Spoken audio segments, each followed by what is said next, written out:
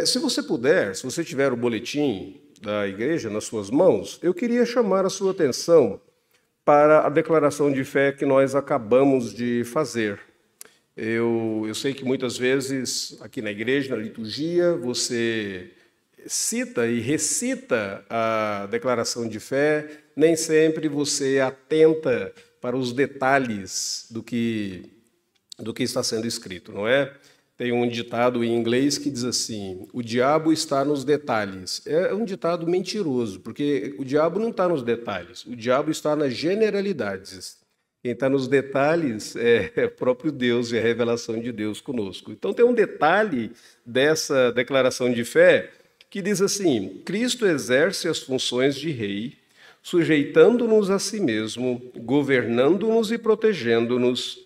Olha essa frase: contendo e subjugando todos os seus e os nossos inimigos. Você já prestou atenção como que seria a vida se Jesus não estivesse contendo os inimigos seus? Seria insuportável. Se os seus inimigos tivessem o controle sobre a sua vida. Não, eles não têm. Jesus tem o controle sobre a sua vida. Então ele age contendo até os seus adversários. Que grande bênção isso. Eu convido você a abrir a sua Bíblia no Evangelho de Marcos, no capítulo de número 11. Nós leremos do versículo de número 27 até o verso de número 33. E desde já eu peço para você manter a sua Bíblia aberta nesse texto. Marcos 11, do 27 ao 33, é o texto da exposição desta manhã. Diz assim: Então regressaram para Jerusalém, e andando ele pelo templo, vieram ao seu encontro os principais sacerdotes e os escribas e anciãos, e lhe perguntaram: Com que autoridade fazes essas coisas? Ou quem te deu tal autoridade para as fazeres? Jesus lhes respondeu: Eu vos farei uma pergunta. Respondei-me, e eu vos direi com que autoridade faço essas coisas. O batismo de João era do céu ou dos homens? Respondei. E eles discorriam entre si. Se dissermos do céu, dirá: Então por que não acreditastes nele? Se, porém, dissermos dos homens, é de temer o povo, porque todos consideravam João como profeta. Então responderam a Jesus: Não sabemos. E Jesus, por sua vez, lhes disse: Nem eu tampouco vos digo com que autoridade faço essas coisas. Vamos orar? Senhor bendito, nós necessitamos da Tua graça, da intervenção do Senhor neste momento, da iluminação do Teu Santo Espírito, a fim de que o Senhor abra o nosso entendimento e fale ao nosso coração. Meu Deus, nós pedimos que o Senhor abençoe o pregador, que o Senhor tenha misericórdia dele, das suas fraquezas, das suas debilidades e das suas limitações. Que a despeito dele, o Senhor fale ao nosso coração nesta manhã, iluminando-nos, dando-nos da Tua graça e do conhecimento do Senhor. Em nome de Jesus. Amém. Perguntar não ofende. Esse é um ditado popular brasileiro e é também o nome de um ministério criado por um dos presbíteros dessa igreja. Perguntar não ofende. Se você nunca ouviu nenhuma mensagem desse ministério, eu convido você que vá à internet e procure conhecer um pouco melhor desse chamado PNO, perguntar não ofende. A ideia por detrás dessa expressão, perguntar não ofende, é que a mera pergunta, ela não deveria fazer com que a pessoa se sentisse atacada por ela. A pessoa não deveria se sentir ofendida pela mera pergunta. Mas o texto que nós acabamos de ler deixa claro que Jesus Cristo, de alguma maneira, se sentiu ofendido por uma pergunta. Jesus, pelo menos, ele não gostou daquela pergunta. O texto diz que os principais sacerdotes, os escribas e os anciãos do povo, eles se voltaram para Jesus e eles fizeram uma pergunta para Jesus. E Jesus não gostou da pergunta e ele também não respondeu à pergunta deles. Se você observar no texto, você verá que Jesus estava andando pelo templo, no versículo de número 27, quando eles fizeram aquela pergunta para Jesus. E enquanto Jesus estava ali naquele lugar, que era o lugar central dos últimos dias do ministério dele, porque a partir de agora serão os últimos dias, a última semana do ministério de Jesus, ele está no templo, naquilo que ele chama a casa de oração do Pai para todas as nações, está dito aí, e esses principais grupos, esses três principais grupos que formavam o sinédrio, a autoridade da época, esses três grupos, os principais sacerdotes, os anciãos e os escribas, eles chegam para Jesus Cristo e eles dizem para Jesus: com que autoridade fazes essas coisas? Nós queremos que autoridade. Em outras palavras, eles estavam dizendo: que direito o senhor tem de fazer o que o senhor acabou de fazer? E para você entender o que Jesus havia acabado de fazer, você tem que considerar todo o capítulo de número 11. No início do capítulo, Jesus havia acabado de entrar em Jerusalém, a chamada entrada triunfal. Ele entrou como sendo o verdadeiro rei. Ele entrou montado em um jumentinho.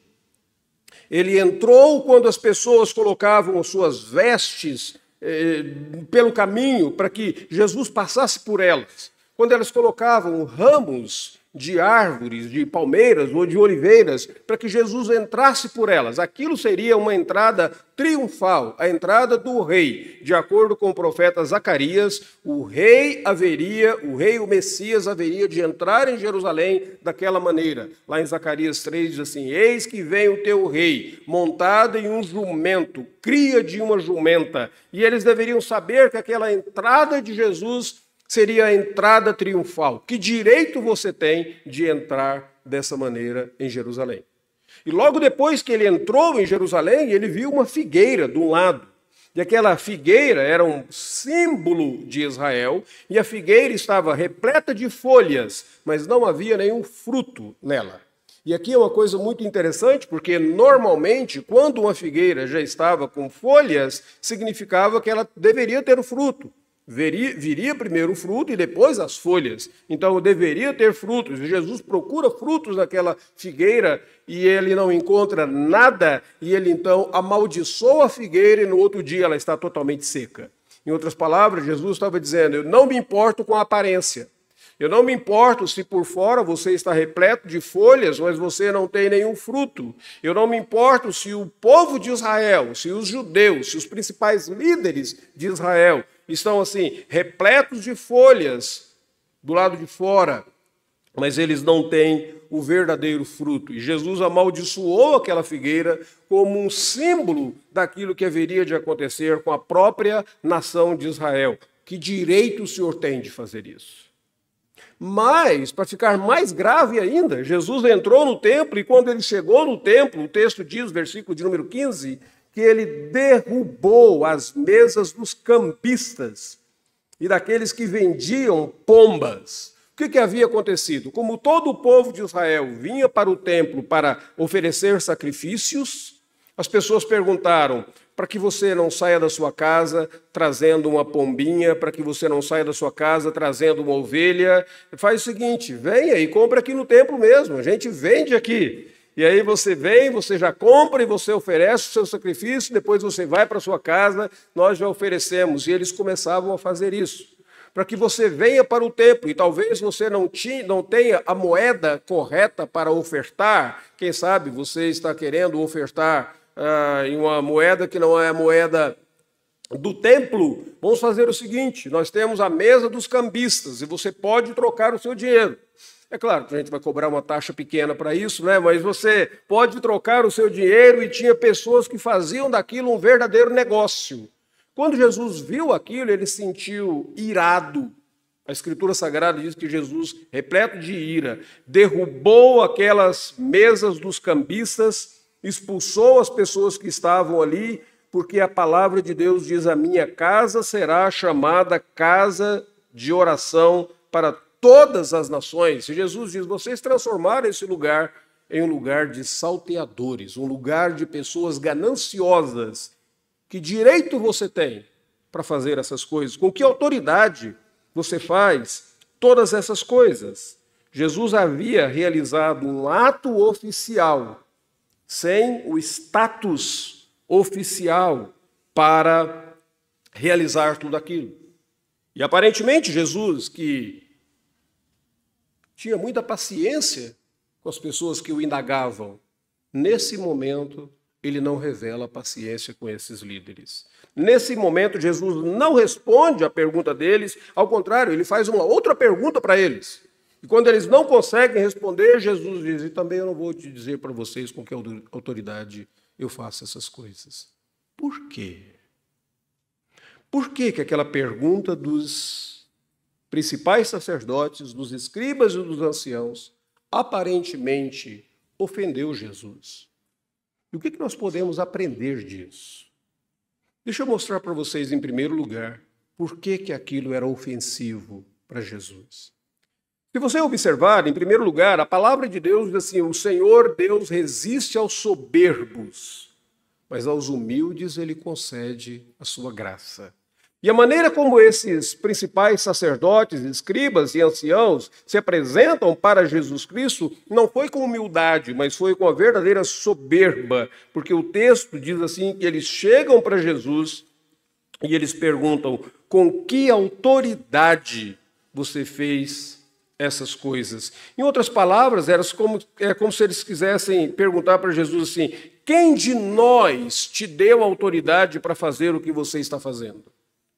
Eles eram os grupos de autoridade entre os judeus. Eles formavam o sinédrio. Os principais sacerdotes, os escribas e os anciãos, eles formavam todo aquele grupo que era o grupo que liderava o povo, que tinha autoridade para liderar o povo. Então, eles perguntam para Jesus: quem de nós te deu autoridade para fazer isso? Os principais sacerdotes representavam a liderança religiosa da época. Os escribas, eles representavam a liderança cultural da época, porque eles copiavam todos os livros que passavam para os judeus, então eles, de alguma maneira, determinavam o que o judeu poderia ler, o que o judeu não poderia ler. Eles eram a liderança cultural da época. E os anciãos, eles eram a liderança política da época. Todas essas três lideranças reunidas ali, em outras palavras, nenhuma autoridade sairia se não fosse deles. Então eles perguntam para Jesus: quem te deu autoridade para fazer todas essas coisas? Agora, o que eu acho importante observar é que tudo aquilo que Jesus fez estava fundamentado na Escritura Sagrada. Tudo aquilo que Jesus fez já havia sido dito por profetas lá do Antigo Testamento. Por exemplo, quando Jesus entrou em Jerusalém, aliás, eu citei Zacarias 3, não é Zacarias 3, é Zacarias 9. Quando Jesus entrou em Jerusalém, Zacarias 9 já tinha dito: alegra-te muito, ó filha de Sião, exulta, ó filha de Jerusalém, eis aí que vem o teu rei, justo e salvador, humilde, montado em jumento, num jumentinho, cria de uma jumenta. Se os escribas estavam ali, se os escribas copiavam os livros e diziam o que os judeus poderiam ler, os escribas deveriam saber esse versículo. Se os principais sacerdotes estavam ali, normalmente um sacerdote judeu, ele tinha o Antigo Testamento de cor na sua mente, ele deveria saber disso. Mas eles não se interessaram que aquilo que Jesus estava fazendo estava fundamentado na autoridade da Escritura. Eles queriam que aquilo que Jesus fizesse tivesse uma explicação neles. Quem de nós te deu essa autoridade? Quem te deu autoridade para fazer isso? Jesus poderia ter dito: você não conhece as Escrituras? Está lá. Além do mais, quando Jesus purificou o templo, Isso está escrito, e o texto diz aqui, ele cita inclusive um versículo de Isaías, Isaías 56, do versículo de número 1 a 7, descreve o templo como sendo aquele momento em que o Messias haveria de chegar, seria um local para receber não apenas judeus, mas também gentios, todos eles viriam para o templo, e diz assim: também eu os levarei ao meu santo monte, e eu os alegrarei na minha casa de oração, porque a minha casa será chamada casa de oração para todos os povos. Tudo aquilo que Jesus fez estava fundamentado na Escritura Sagrada, mas os líderes judaicos não se importaram com aquilo. E eles então se aproximam de Jesus, e Jesus recebe a pergunta deles como uma demonstração da sua soberba, do seu orgulho. Quem te deu autoridade para fazer essas coisas? Jesus não recebeu aquela pergunta com graça, mas ele recebeu aquela pergunta como expressão da soberba. Queridos, a soberba é um pecado do coração, ela brota no coração. Ela afeta a nossa razão, ela domina a nossa razão e ela domina todas as esferas do corpo humano. A Bíblia diz que a soberba é pensar que você é a medida de todas as coisas. A Bíblia Sagrada diz que o perverso, na sua soberba, ele não investiga. Que coisa! Ele é tão orgulhoso que ele não considera corretamente a ordem do universo. Na sua soberba, o texto diz que o que tem olhar altivo e coração soberbo, o Senhor Deus não suporta. Deus resiste ao soberbo. Lá no texto de Provérbios 21, olhar altivo, coração orgulhoso, é a lâmpada dos perversos. Tudo isso é pecado. Então, por que Jesus não se agradou daquela pergunta? Porque a pergunta ela não vinha de um coração que queria, de fato, ser instruído. Ela vinha de uma expressão soberba de toda aquela liderança. E aqui uma coisa muito interessante. Não eram apenas os líderes judaicos que agiram com soberba e que foram ofensivos para Jesus. Todas as vezes que eu e você também nos aproximamos de Cristo Jesus com o nosso coração soberbo, nós ofendemos o Senhor. Todas as vezes que você se apresenta para Cristo Jesus, ou se você se apresenta para Deus com orgulho no seu coração, você ofende o Senhor. O problema da soberba é que nem sempre ela é percebida. Eu costumo sempre comparar a soberba com aquela fumaça do cigarro de quem fuma. Quem fuma não sabe o quanto ele é desagradável para os outros que não fumam e que estão ao redor. O cheiro é desagradável, a fumaça é desagradável, contamina o ambiente, mas ele não percebe. Ele está tão impregnado com aquela fumaça, com aquele cheiro, que ele não percebe isso. O soberbo também não percebe quão ridículo ele é, quão soberbo ele é. Então, se você quer saber se você é soberbo ou não, deixa eu te dar algumas dicas para você analisar seu coração nessa manhã. As características de uma pessoa soberba: arrogância, a crença de que ela é melhor do que os outros. Sabe quando as pessoas dizem assim, não, eu sou um pecador, mas eu não sou um pecador, tão pecador quanto fulano de tal. Soberba. Travestida de humildade, não foi? Disfarçada de humildade, mas soberba. O egocentrismo, quando você só focaliza em você mesmo. Sabe aqueles momentos que você está tendo uma conversa com alguém e você sempre tem que falar de algo bom que você fez. Você sempre tem que direcionar a conversa para você mesmo. Egocentrismo. Autoelogio, você fala das suas realizações. Dificuldade em pedir desculpas. Já viu alguém assim? Não, eu não vou pedir perdão por isso, não. Eu já fiz, está errado mesmo, pronto, mas eu não me desculpo. Interessante. Soberba. Aliás, deixa eu dar uma dicasinha aqui. Pais, Quando vocês não pedem perdão para os seus filhos pelos erros que vocês cometeram para os seus filhos, você está transmitindo a mensagem de que você é orgulhoso. Porque os seus filhos sabem que você não está sempre certo. Soberba.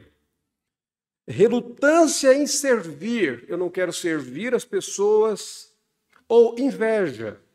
Relutância em receber conselho. Não, minha vida está ruim e tudo, mas eu não preciso de ajuda. Deixa que eu resolvo isso. Orgulho. Busca pelo reconhecimento próprio. Defensividade. Sabe quando você critica alguém e a pessoa diz, não, mas eu não sou assim, não, também. E ela fica toda sentida, defensiva, e você não sabe como lidar com isso. Eu não sei como lidar com isso. Ingratidão. Orgulho espiritual. Há poucos dias atrás eu ouvi uma crítica que alguém fez sobre os pastores que pecaram, que caem, ou pastores que às vezes vão para o púlpito e eles não leram a Bíblia toda. E aí o indivíduo escreveu assim embaixo, dizendo, eu já abandonei o pastorado há 3 anos, não sou mais pastor, mas eu tenho que dizer que nesses 36 anos de vida eu nunca deixei de ler a Bíblia pelo menos uma vez por ano. Eu digo, o cara não está mais no ministério. Mas ele tem que expressar a soberba de dizer assim, eu nunca deixei de ler a Bíblia 36 vezes durante esses 36 anos da minha vida. Soberba espiritual. Jesus não faz caso das nossas questões quando nós nos aproximamos dele com arrogância, com soberba. E o texto aqui diz que Jesus não os respondeu, porque eles apresentam, Deus resiste ao soberbo, mas aos humildes concede a sua graça. O que Jesus fez? Em segundo lugar, ele faz uma pergunta. E ele não respondeu a pergunta deles. Por quê? Porque a Escritura Sagrada diz que o Senhor Deus sonda a mente e os corações. Ele faz uma pergunta para eles, para que a verdadeira motivação deles seja revelada. Ele responde a pergunta deles com uma outra pergunta. Era algo que era muito comum entre os rabinos da época. E Jesus então diz no versículo de número 29, eu vos farei uma pergunta, respondei-me, e eu direi com que autoridade faço essas coisas. E a pergunta deles foi, o batismo de João era do céu ou dos homens? Respondei. E eles não souberam responder, porque o versículo de número 31 diz que eles conversaram entre eles mesmos. Eles articularam e eles disseram, se nós falarmos que era do céu, ele vai dizer, por que vocês não acreditaram nele? E se nós falarmos que era dos homens, nós precisamos temer o povo, porque o povo entendia que João era um profeta. Então eles dizem para Jesus, nós não sabemos, nós não vamos responder a sua pergunta. Na verdade, quando Jesus fez aquilo, a pergunta de Jesus revelava o que estava dentro do coração deles. E a primeira coisa que estava dentro do coração deles é que eles não aceitaram a mensagem de João, não é porque eles não podiam crer, mas é porque eles não queriam crer. Eles sabiam muito bem, o texto diz que eles chegaram ao ponto de discorrer entre eles, saber o que era melhor responder. Então, a rejeição que eles fizeram a João, e consequentemente a rejeição que eles estavam fazendo para Jesus, era uma rejeição premeditada. Eles haviam optado pela ignorância, e eles disseram, nós não sabemos. Se eles afirmassem a fé em João, eles teriam também que afirmar que eles criam em Jesus, porque Jesus estava fazendo coisas superiores àquilo que João Batista havia feito. Você já prestou atenção que muitas pessoas, elas não creem em Cristo Jesus, não é porque elas não conseguem crer, mas é porque elas não querem crer. É uma opção pela ignorância, é uma rejeição calculada, premeditada. Eu me lembro de uma determinada ocasião em que uma pessoa estava conversando com Josh McDowell. Josh McDowell é um escritor, é um apologeta cristão. Ele escreveu um livreto que provavelmente você leu lá na sua juventude, se você tem mais de 50 anos, chama-se Mais do que um Carpinteiro. Era um livretinho pequeno. onde no livro Mais do que um Carpinteiro, ele dava evidências acerca da divindade de Jesus Cristo e da ressurreição de Jesus Cristo, mostrando como que a divindade de Cristo e a ressurreição de Cristo, ela tem bases e fundamentos lógicos. E não são apenas argumentos religiosos, mas lógicos. E Josh McDowell estava conversando com esse indivíduo, e esse indivíduo dizia assim, olha, se você me provar que Jesus é Deus, se você me provar... Josh McDowell parou e disse assim, se eu de fato responder às suas perguntas, eu não sei se eu consigo, mas vamos imaginar, se eu conseguir responder a todas as suas perguntas, você de fato vai crer e mudar de vida? E ele foi honesto e transparente, ele diz, não. Por quê? Porque ele estava vivendo uma vida imoral e ele não estava disposto a mudar de vida.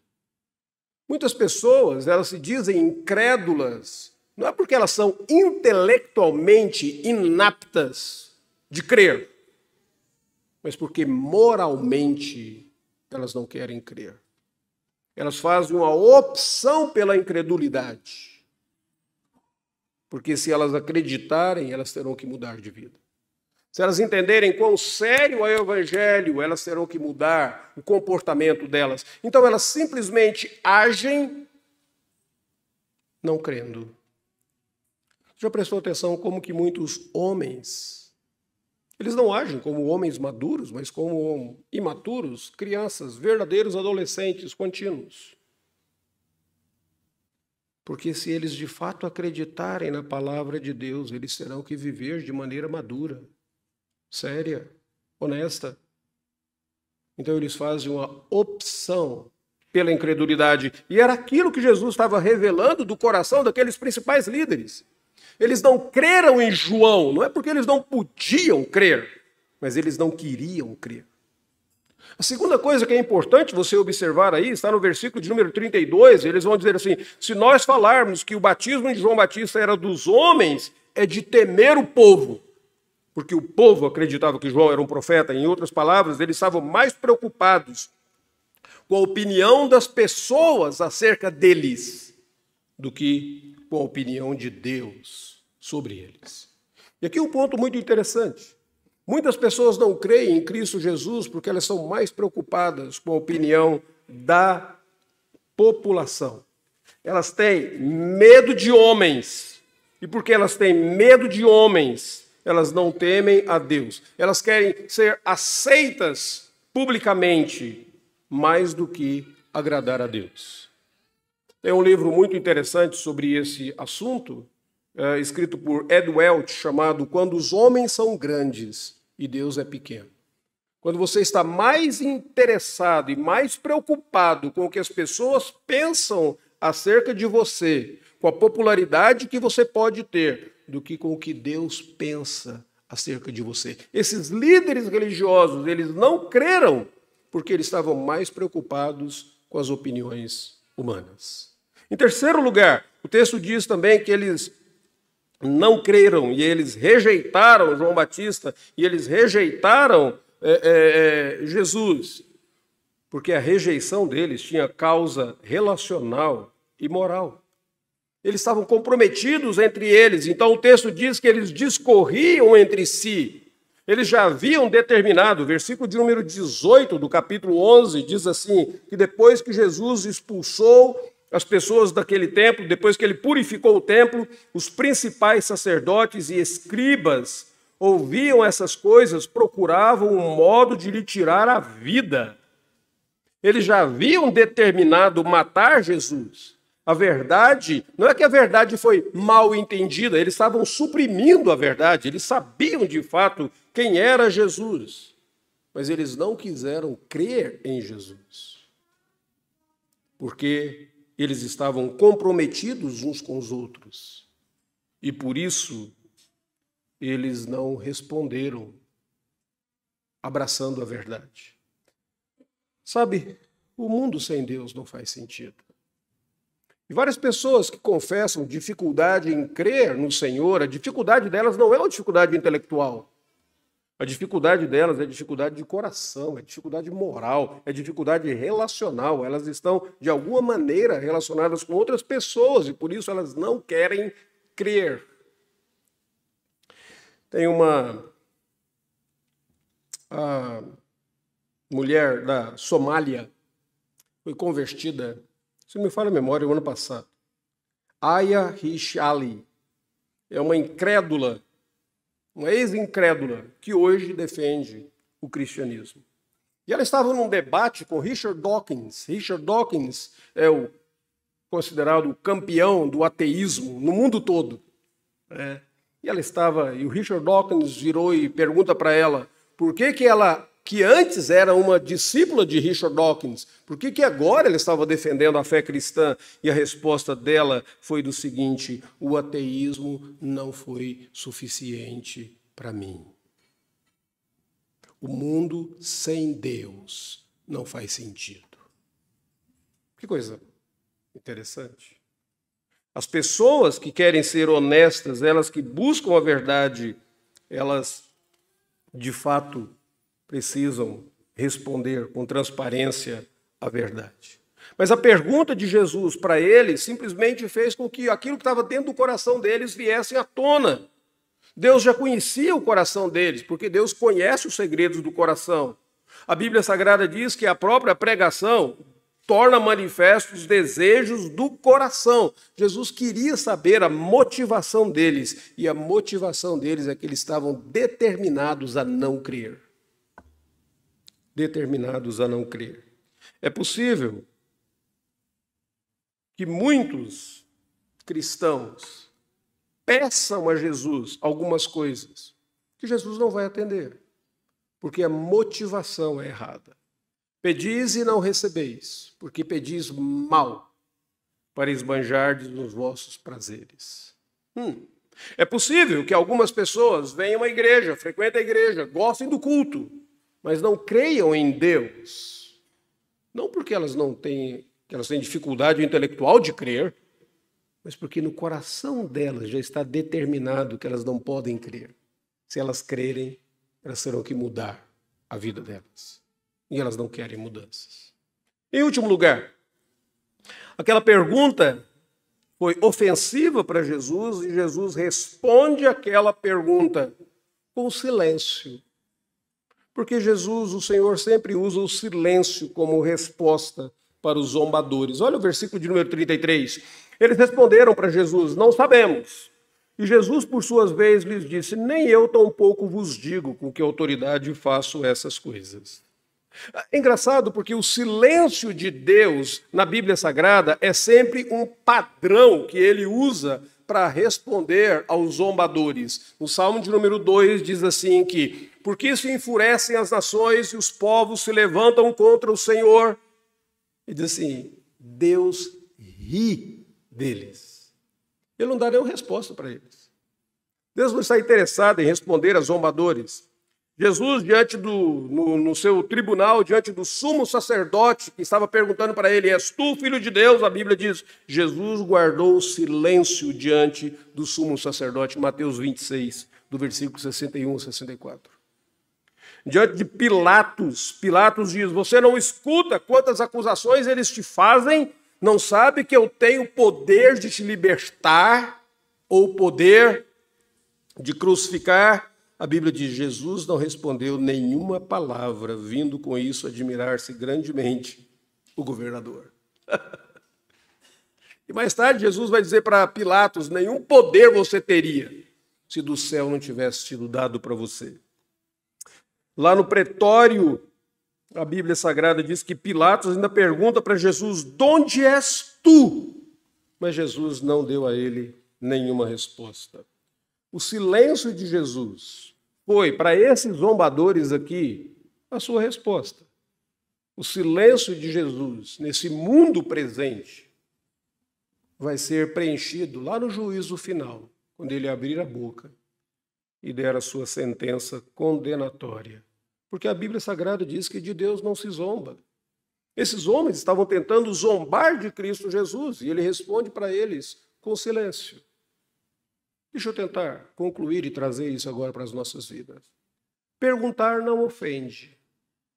Então, por que Jesus se sentiu tão ofendido com a pergunta daqueles homens? Primeiro, por causa da soberba deles. Eles não perguntavam porque eles queriam de fato saber, mas eles perguntavam com a soberba, como se eles dissessem: quem de nós te deu essa autoridade? Em segundo lugar, Jesus não respondeu porque Jesus sabia da motivação errada do coração deles. Então ele faz uma pergunta para que aquilo revele a motivação deles. Em terceiro lugar, Jesus não respondeu porque era pergunta de zombadores e de Deus não se zomba. E quando você tenta zombar de Deus, ele simplesmente dá o silêncio para você. O que isso tem a ver com a nossa vida? O que esse texto nos ensina? Esse texto, o principal objetivo dele é de nos ensinar como é que nós devemos nos aproximar de Jesus. Como é que você deve ir a Jesus? Como que você deve se aproximar de Jesus na sua oração? Como que você deve se aproximar de Jesus na sua adoração? Como que você deve buscar a Cristo Jesus? O Senhor resiste ao soberbo, mas aos humildes ele concede a sua graça. Todos aqueles que na Escritura Sagrada buscaram Jesus Cristo com humildade, coração contristado, quebrantado e contrito, não o desprezarás, ó Deus. Deus não desprezou o coração quebrantado de um homem chamado Davi, que havia pecado de maneira feia contra o Senhor Deus. O Senhor Jesus não desprezou o coração daquela mãe aflita que dizia: tenha misericórdia da minha filhinha que está possessa. Ainda que Jesus tivesse dito para ela: não convém pegar o pão da mesa e dar aos cachorrinhos. E ela disse: sim, Senhor, mas os cachorrinhos comem das migalhas que caem das mesas. E Jesus diz: ó mulher, grande é a tua fé, vai, a tua filha já está curada. Que coisa fantástica, ele não despreza um coração quebrantado. Ele não desprezou o coração humilde daquele pai cujo filho estava endemoniado e os discípulos de Jesus não puderam curá-lo, mas o pai diz: Senhor, eu creio, ajuda-me na minha falta de fé. Jesus não desprezou o coração daquele homem Jairo, que era um líder da sinagoga e que veio e prostrou-se diante de Jesus porque a filhinha dele de 12 anos estava enferma, estava à morte. E Jesus foi com Jairo até a casa dele. Como que você deve se aproximar de Cristo Jesus? Não como esses líderes judaicos, com a soberba, com o coração endurecido, com a motivação errada. Mas você deveria se aproximar de Cristo Jesus com o coração contristado e quebrantado. Como que você pode servir a Jesus de maneira eficiente, com humildade, com serviço sincero, daquele que diz: Senhor, eu creio, ainda que eu tenha que pedir para o Senhor, ajuda-me na minha falta de fé. Esse mesmo Jesus Cristo que entrou de maneira triunfal em Jerusalém, que revelou o seu poder, amaldiçoando aquela figueira que só tinha aparência, mas não tinha frutos, limpando aquele templo, é o mesmo Cristo Jesus, que morreu na cruz do Calvário e com os braços abertos, ele convida a mim e a você a irmos a ele. Esse texto nos mostra um povo que foi a Jesus de maneira errada, e a lição é: como é que eu e você podemos nos aproximar dele e recebermos graça se nós nos aproximarmos dele da maneira certa? Vamos orar neste momento? Normalmente nós cantamos um hino como resposta à mensagem. Hoje nós não temos um hino para cantar, mas eu queria que você curvasse a sua cabeça e você refletisse na sua vida. Como que você tem buscado a Cristo? Como que você tem se aproximado do Senhor? Qual tem sido a sua atitude na sua vida cristã? Ore ao Senhor nesse instante.